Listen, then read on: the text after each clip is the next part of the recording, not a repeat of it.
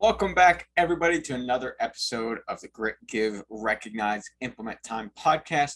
I'm your host, CEO and founder of Strive for More, Steve Nathanson. Today, I want to talk about another common question, which is how do I ensure I am clearly understood?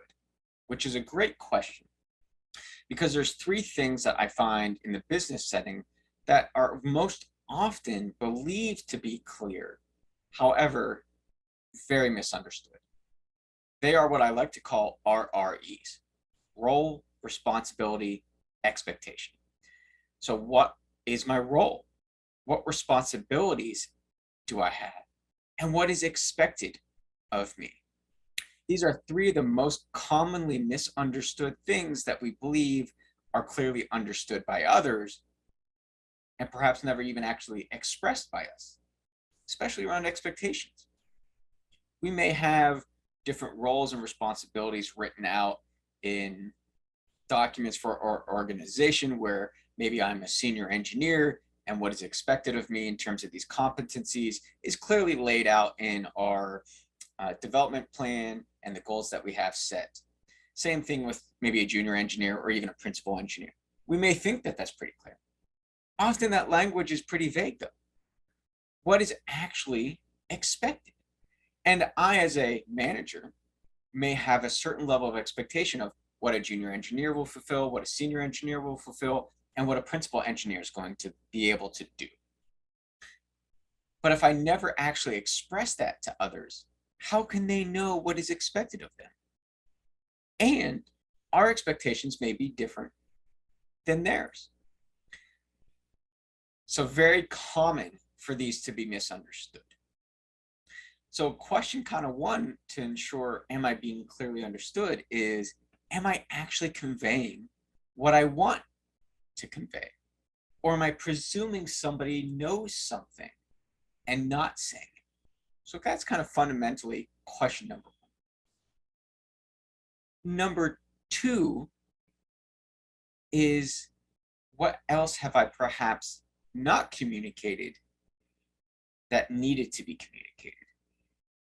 And this gets back to what we call neurolinguistic programming language filters.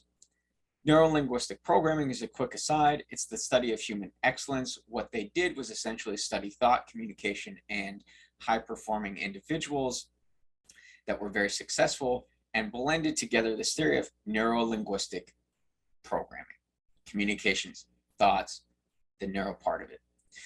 And they found that we have language filters that we use within all of us.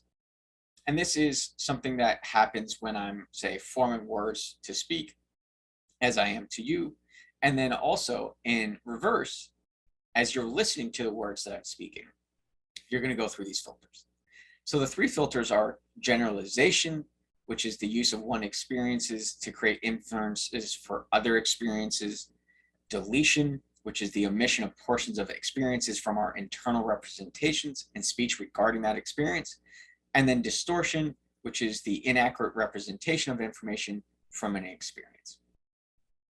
So generalization, let's say in conversations with our boss, we had one experience, therefore all the other experiences that I'm gonna have with this person essentially are in this fashion, right? You know, they're a terrible person, they don't care about me. I may view every other interaction I have with them through that lens. They're just giving me lip service, they don't care, based on one experience. So that's generalization.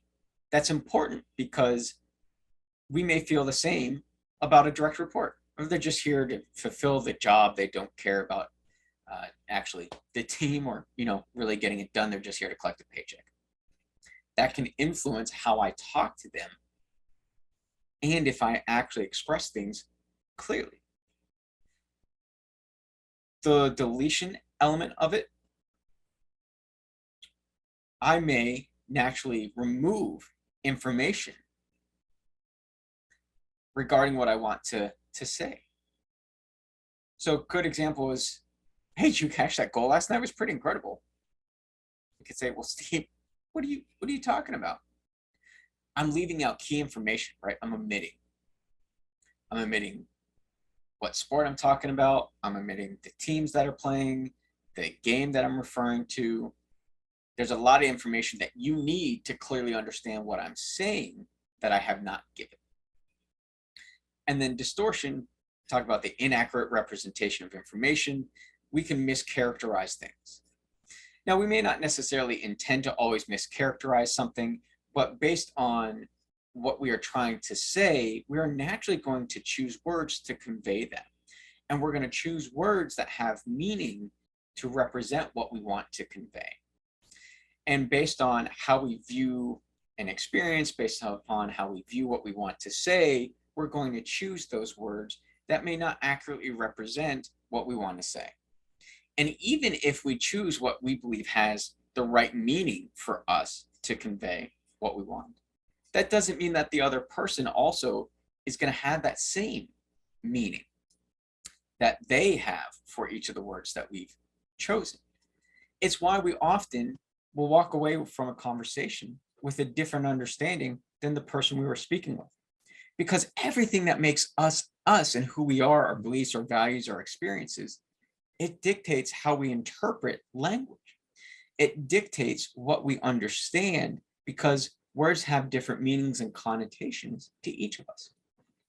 So one of the greatest tools that I find can help ensure clarity of information that's conveyed amongst parties is called three-way communication. What that means is I will say something to you. You can come back and then say what I'm taking away from that or what I understand is X, Y, and Z. And then I can confirm for a third time, yes, that's correct. Or say, no, slight difference here is this. And I can correct any misunderstandings that are there. You're essentially saying information 3 different times, three-way communication. So that is one of the greatest tricks that can actually help ensure clarity of what's expressed. So first of which is, what is it that I intend to say? What have I said? Have I left information out? Have I mischaracterized anything? Have I generalized anything? We can kind of leave out all the ands, ifs, buts, the caveats, the catches, and just kind of give a high level snapshot. Sometimes that doesn't give everything that somebody needs. So what have I perhaps done that has included enough information to clearly share so somebody can understand? And then can we check with them what their understanding is? It's okay to pause. Am I making sense? Am I conveying what you're looking for? Am I missing the mark? What do you take away from that? We can ask questions to check that understanding. So that's an additional thing in besides three-way communication is ask. When in doubt, ask.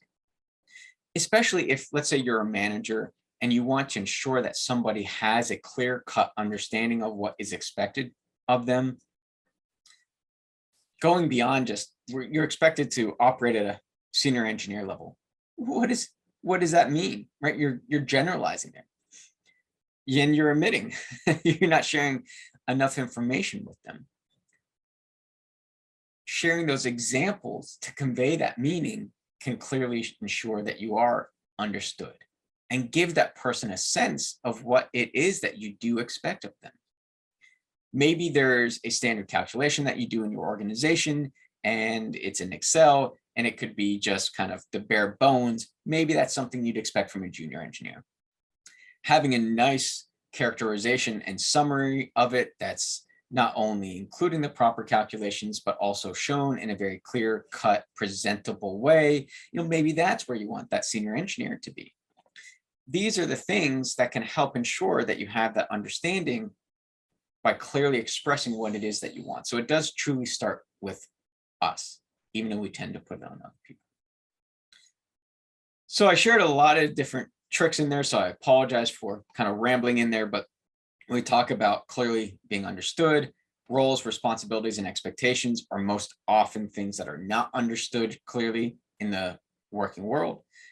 Three-way communication is a great tool to be able to ensure understanding. There are natural filters that we go through, the NLP language filters of generalization, deletion, and distortion that can cause us to not be understood clearly. And then when in doubt, ask. That is a great way of ensuring somebody is with you. And then sharing examples, clearly conveying information to ensure that you are illustrating what it is that you expect to a detail that is appropriate for somebody to go, yeah, okay, thank you. Yeah, I get it. I'm now with you. Here's what I believe you are conveying, and then you can confirm that as well.